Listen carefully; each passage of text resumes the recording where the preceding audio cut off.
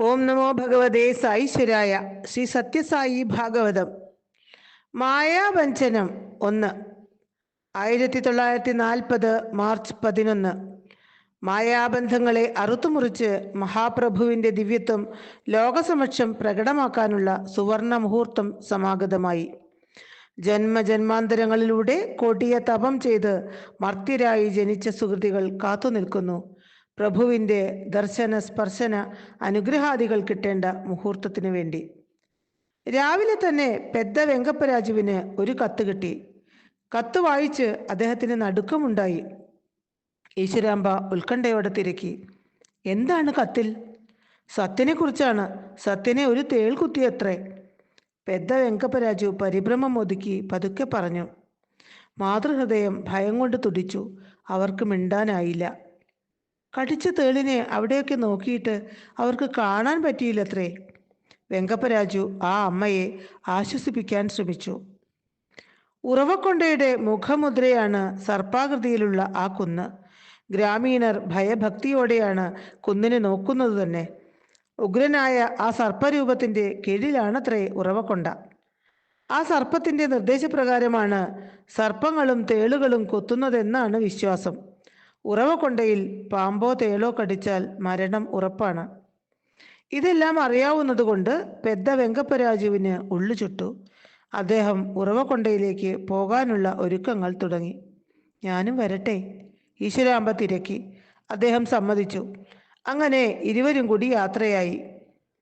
ഇനി നമുക്ക് ഉറവക്കൊണ്ടയിലേക്ക് പോകാം. എന്താണ് ഉറവക്കൊണ്ടയിൽ അന്ന് സംഭവിച്ചത്? 1940 മാർച്ച് 8. സന്ധ്യ മയങ്ങി തുടങ്ങിയതേ ഉള്ളൂ. കൊച്ചു സത്യനെ എന്തോ കടിച്ചു അത്രേ. കുട്ടി വേദന കൊണ്ട് ഉറക്കിക്കരഞ്ഞു. എല്ലാവരും ഭയന്നുപോയി. പാമ്പോ തേളോ? എന്താണ് കടിച്ചത്? എന്തായാലും മാരകമാണ്. എന്താണ് കടിച്ചതെന്നറിയാൻ അവർ അവിടെയൊക്കെ വിളക്കുമായി നോക്കി. ഒന്നും കണ്ടില്ല. സത്യൻ വേദന മൂലം പുളഞ്ഞു. തേൾ കുത്തി എന്നത് ജനസംസാരമായിരുന്നു. ശ്രീ കസ്തൂരി ഉറപ്പിച്ചു പറയുന്നു, ഏതോ ജീവനെ രക്ഷിക്കാൻ, അതുവഴി തൻ്റെ ദൗത്യത്തിന് തുടക്കം കുറിക്കാൻ വിഭു ഒരുക്കിയ ഒരു ലീല. രാത്രിയായപ്പോൾ വേദന കുറേശ്ശെ ശമിക്കാൻ തുടങ്ങി. സത്യൻ സുഖമായി ഉറങ്ങി, ഒരനക്കം പോലുമില്ലാതെ. പാമ്പോ തേളോ കടിച്ചാൽ ഉറങ്ങരുതെന്നാണ് പറയുന്നത്. ഉറങ്ങിയാൽ വിഷം പെട്ടെന്ന് വ്യാപിക്കും. നേരം പുലർന്നു. കുട്ടി ഉണർന്നു. പക്ഷേ ആരോടും സംസാരിക്കാനോ പുഞ്ചിരിക്കാൻ പോലുമോ കൂട്ടാക്കിയില്ല. മാത്രമല്ല, സത്യനാരായണൻ മറ്റേതോ ലോകത്തിലെന്ന പോലെ തോന്നി കാണികൾക്ക്. ഊർജ്ജസ്വലനായിരുന്ന കുട്ടി ഇപ്പോൾ ഒന്നും മിണ്ടുന്നതേയില്ല. എത്ര ശ്രമിച്ചിട്ടും നാവ് അനക്കുന്നുപോലുമില്ല. ഗഹനമായ ചിന്തയിൽ മുഴുകിയിരിക്കുന്നു. ചിലപ്പോൾ പെട്ടെന്ന് ഭജന പാടും, പിന്നെ മൗനം പാലിക്കും. ചില സമയം സംസ്കൃത ശ്ലോകങ്ങൾ ചൊല്ലും. മറ്റു ചിലപ്പോൾ അതിഗഹനങ്ങളായ വേദാന്ത വിഷയങ്ങൾ സംസാരിക്കാൻ തുടങ്ങും. സത്യന്റെ പഴയ സ്വഭാവമെല്ലാം മറഞ്ഞുപോയി. പെട്ടെന്ന് കുട്ടി മൂർച്ഛിച്ചു വീണു. ശരീരം ഉടൻ തന്നെ വിറങ്ങലിക്കുകയും ചെയ്തു. ചലനരഹിതമായ ശരീരം അവർ എടുത്തു കിടത്തി. ശ്വാസോച്ഛ്വാസം മന്ദഗതിയിലായി. ചുറ്റും നിന്നവർ ഭയന്നു. സത്യന്റെ ജീവിതത്തിന് തിരശീല വീഴുകയാണോ? എല്ലാവരും അങ്ങനെ കരുതി. അതൊരു തിരശീല വീഴൽ തന്നെയായിരുന്നു. വിഭു മാനുഷവേഷത്തിലാടിയ നാടകത്തിൻ്റെ 1-ാം അംഗം കഴിഞ്ഞതിൻ്റെ തിരശീല.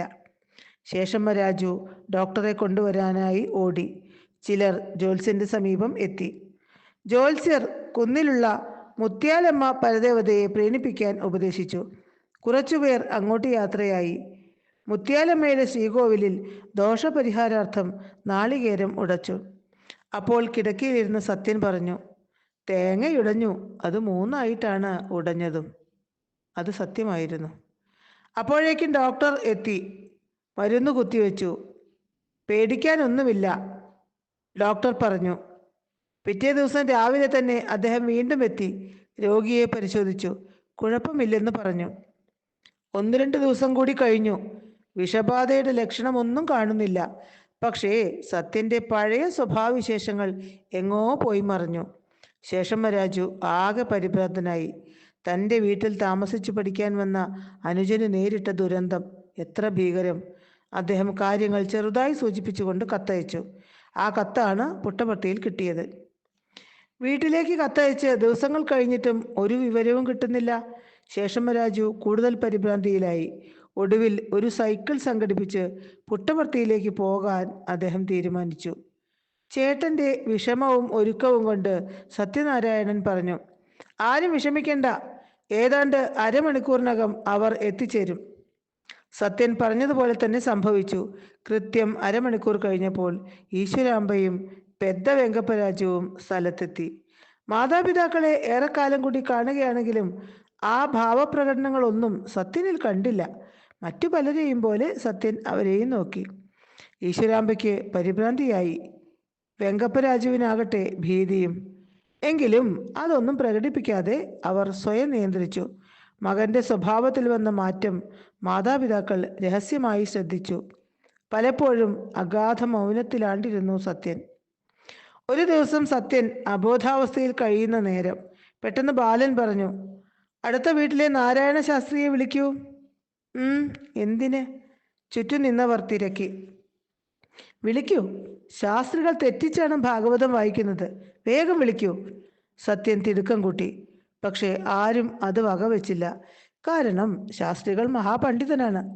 അദ്ദേഹം വായിക്കുന്നതിലെ തെറ്റ് കണ്ടുപിടിക്കാൻ അദ്ദേഹത്തെക്കാൾ വലിയ പണ്ഡിതനല്ലേ കഴിയൂ. ഇവിടെ ശാസ്ത്രികളെ വിമർശിക്കുന്നതോ കൗമാരത്തിലേക്ക് കാലൂന്നുന്ന അജ്ഞനായ ഒരു ഗ്രാമീണ ബാലൻ. അതിനാൽ സത്യൻ പറഞ്ഞത് ആരും കാര്യമാക്കിയില്ല. സത്യൻ വീണ്ടും നിർബന്ധിച്ചു. ഒടുവിൽ ശാസ്ത്രിയുടെ അടുത്ത് ആളുകൾ ചെന്നു. അവർ വളരെ വിനയപൂർവ്വം കാര്യം പറഞ്ഞു. ആവശ്യമറിഞ്ഞപ്പോൾ ശാസ്ത്രി കോപിഷ്ഠനായി. നാട് മുഴുവൻ ആദരിക്കുന്ന പ്രായമുള്ള തന്നോട് ഇത്തിരി പോന്ന ചെക്കൻ അങ്ങോട്ട് ചെല്ലാൻ പറയുന്നു. എന്തൊരു ധിക്കാരം! അവൻ എന്തിനാണ് തന്നെ വിളിപ്പിക്കുന്നത്? തന്നെ തിരുത്താൻ വളരെ വിഷമിച്ചാണ് പണ്ഡിതൻ വികാരങ്ങൾ അടക്കിയത്. എന്നിട്ട് പറഞ്ഞു, ആ കുട്ടിക്ക് ഇപ്പോൾ വേണ്ടത് വൈദ്യന്റെ സഹായമാണ്, എൻ്റെയല്ല. അവർ തിരിച്ചു ചെന്നു. ശാസ്ത്രികൾ വന്നില്ലെന്ന് കണ്ടപ്പോൾ സത്യൻ വീണ്ടും ശഠിച്ചു പറഞ്ഞു, ശാസ്ത്രിയെ കൊണ്ടുവന്നേ തീരൂ. ആ സ്വരത്തിലെ ആജ്ഞാശക്തി ധിക്കരിക്കാൻ അവർക്കാർക്കും കഴിഞ്ഞില്ല. വീണ്ടും അവർ ശാസ്ത്രിയുടെ സമീപം എത്തി. ഈ പ്രാവശ്യം അവർ ശാസ്ത്രിയോട് പറഞ്ഞു, അങ്ങ് അവിടം വരെ ഒന്ന് വരൂ. കുട്ടി കാണിക്കുന്നത് ധിക്കാരമാണെന്ന് ഞങ്ങൾക്കും അറിയാം. അങ്ങ് വന്ന് ഉപദേശിക്കൂ. അങ്ങ് ഉപദേശിച്ചാൽ ഒരുപക്ഷെ അവൻ അനുസരിച്ചാലോ. അങ്ങനെ കുട്ടിയെ തിരുത്തി നല്ല വഴിക്ക് നയിക്കാനായി ശാസ്ത്രി പുറപ്പെട്ടു. അദ്ദേഹം സത്യന് സമീപം എത്തി. മറ്റുള്ളവർ കാണിക്കുന്നത് പോലെ ബഹുമാന പ്രകടനമൊന്നും സത്യൻ കാണിച്ചില്ല.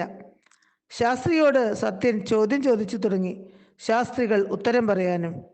പക്ഷെ പലതിനും അദ്ദേഹത്തിന് ഉത്തരം പറയാൻ കഴിഞ്ഞില്ല. ഉത്തരങ്ങളിൽ പലതും അബദ്ധമായിരുന്നു. അതെല്ലാം പ്രമാണസഹിതം സത്യൻ തിരുത്തി. ശാസ്ത്രിയുടെ പാണ്ഡിത്യഗർവ് കെട്ടടങ്ങി. ശാസ്ത്രികൾ ഭാഗ്യവാനായിരുന്നു. തൻ്റെ അജ്ഞതയും അഹങ്കാരവും അദ്ദേഹം സത്യനാരായണ തൃപ്പാദങ്ങളിൽ അടിയറ വെച്ചു. പാണ്ഡിത്യത്തിൻ്റെ വലിയ ഭാരം തന്നിൽ നിന്നും ഒഴിഞ്ഞതായി അദ്ദേഹത്തിന് മനസ്സിലായി. തൽസ്ഥാനത്ത് ജ്ഞാനസൂര്യൻ പ്രകാശിച്ചു. സത്യനെ നമസ്കരിച്ച് പശ്ചാത്താപ വിവശനായി ശാസ്ത്രികൾ പറഞ്ഞു, ക്ഷമിക്കണേ, അവിടുന്ന് വിളിച്ചപ്പോൾ അടിയൻ വരാതിരുന്നത് അഹങ്കാരം കൊണ്ടാണ്. എല്ലാ തെറ്റുകളും പുറത്ത് അനുഗ്രഹം ചൊരിയണമേ. ശരണാഗത വത്സരൻ കുഞ്ഞിക്കൈകൾ ഉയർത്തി അനുഗ്രഹിച്ചു. താൻ ഇത്ര നാളും അനുഭവിക്കാത്ത മനസ്സുഖവുമായി ശാസ്ത്രികൾ തിരിച്ചു നടന്നു. ഗ്രാമീണർ വിസ്മയിച്ചു. എന്താണിത്? ഇത്തിരി പോന്ന സത്യനെ മഹാപണ്ഡിതനും ഉന്നത കുലജാതനുമായ ശാസ്ത്രികൾ പ്രണമിക്കുക? ആരാണ് ഈ ബാലൻ? അവർ പരസ്പരം ചോദിച്ചു. ഓം തത്സത്.